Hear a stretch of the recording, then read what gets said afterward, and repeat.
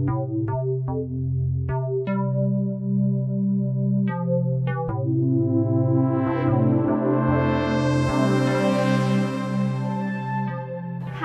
my name is Tammy Frey.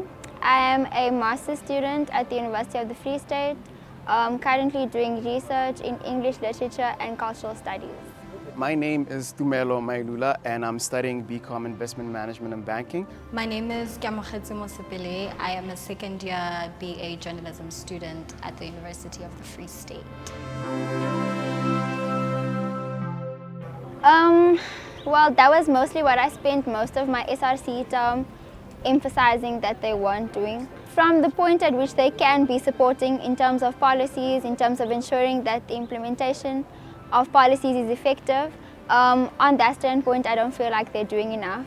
There has been some changes this year in terms of sensitizing employees through the Human Resources Department, but those things are not compulsory. Those things aren't part of staff employee performance ratings. So there's a lot of things that we can still be doing, but luckily because this is an institution, we can push for change through the formal platforms. We just need to make sure that more than just a few people are speaking about it. No, I personally don't think they're doing enough. Speaking more on how they try to inform their students, I don't feel like the student population knows about the campus initiatives that help victims. A lot of victims don't even know where to begin to go report their incidents, never mind working through all of the things that come with that.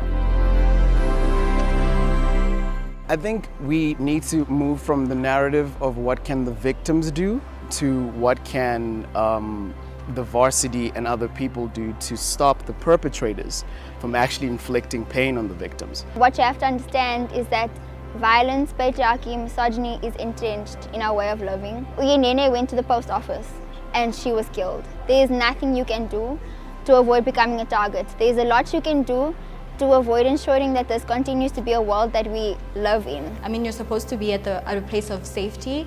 You're here trying to pursue a higher education. So I don't think there's anything one can avoid, but I think there are measures that the institution can place so that perpetrators are not comfortable enough to be in these spaces and do whatever they want to victims.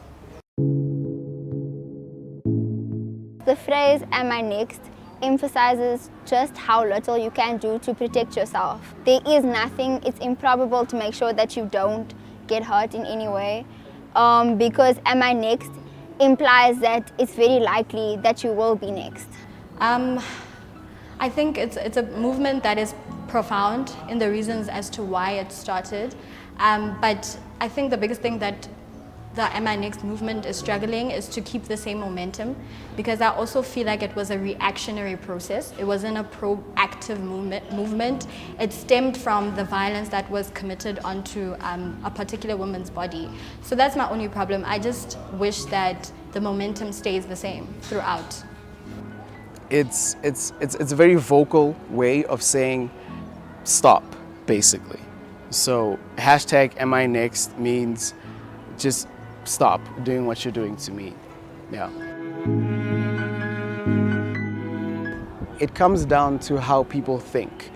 The structures, the way they interpret certain perceptions in the environment, they use rape and other forms of abuse and assault as a tool to make themselves feel better. Our refusal to acknowledge the structural oppression that basically governs gender relations.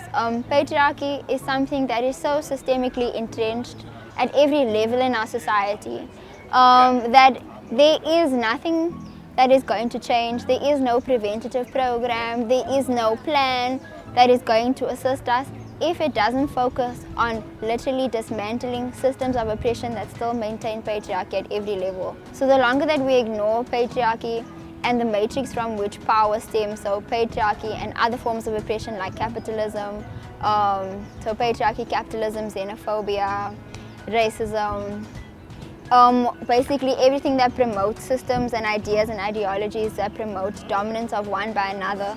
If those things are not structurally attacked and dismantled, then nothing is going to change. I think a lot of people want to reduce the Men Are Trash movement to isolated personal incidents. And it does not speak to that. It speaks to the systemic violence by virtue of patriarchy, misogyny, rape culture.